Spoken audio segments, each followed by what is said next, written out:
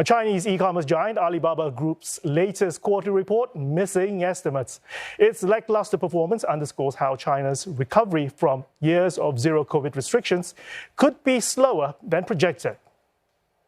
Revenue in the January to March period, the company's fiscal fourth quarter, reached $29.6 billion. Now that misses Refinitive's forecast of $29.9 billion. Diluted earnings per share reached 19 cents a share, also lower than estimates. Its US-listed shares slipping more than 1% in pre-market trade at one point, but they are currently up 1%. And that's after Alibaba reported a net income of some $3.34 billion, reversing losses from a year ago due to one-off gains. And this marks the first full quarter in which Alibaba's numbers reflect China's reopening after it dropped its zero-COVID policy. As the firm operates two of China's biggest online shopping sites, it's seen as a barometer for consumer demand. Alibaba also gave an update on its plans to split itself. It'll spin off its cloud services division by distributing stock to shareholders, and it'll also explore IPOs for its China logistics arm and its Fresh Hippo grocery chain.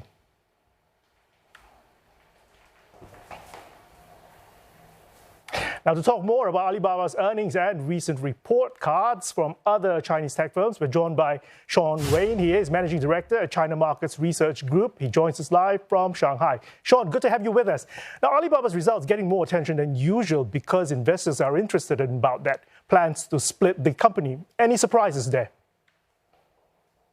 Well, it's great to be here, Roland. I think there are a lot of surprises for a lot of analysts, but not for me. If your audience had been listening to me for the last 6 months, I've been extremely negative on consumer confidence, especially on the tech sector and companies like Alibaba and JD. The fact of the matter, Roland, is that Chinese consumers just lack confidence. They faced job cuts, salary cuts, unpaid furloughs in 2022.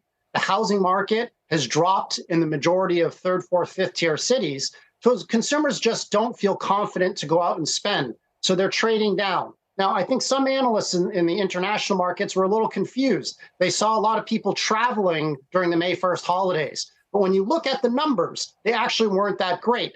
19% more people traveled this year than in 2019, but their spending was the same. So what's happening is consumers are spending 10, 20% less per ticket when they go to a restaurant to eat, when they buy apparel. So consumers are trading down, and that's going to hit Alibaba, that's going to hit JD, and that's going to hit a lot of the branded companies. Like I'm fairly negative, say on a Starbucks or on an Estee Lauder, because consumers trade down away from Starbucks towards Luckin, away from Alibaba, and they go for the cheap stuff like on Pinduoduo. I think Pinduoduo of the tech players is probably the strongest, Roland. So the earnings at these tech giants, what are they telling us about the state of the economy? Is it like a two-speed economy, as it were? Is the domestic recovery on track in China? It's improving, but it's definitely not on track. So it's not going to be a V-shaped recovery. It's going to be very jagged.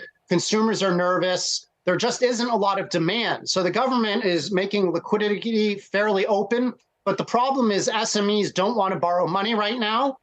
So they're not hiring. They're not expanding their operations. They're taking a wait and see attitude because, frankly, China's economic problems over the last 3 years were due to COVID, but also due to geopolitics. As the previous story showed, you had a xenophobe in Scott Morrison as the Prime Minister of Australia with AUKUS and Quad.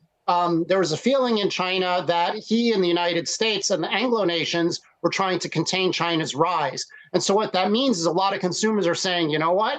I don't want to go out and buy expensive cars. I don't want to buy homes. I don't want to buy mobile phones. I want to buy cheap things and things to indulge and make myself feel happy in the short term, which is why they're doing domestic travel trips. But they tend to be short, 2-3 hour drives, maybe 2-3 hours on a plane, but they're actually not traveling to Singapore or Thailand.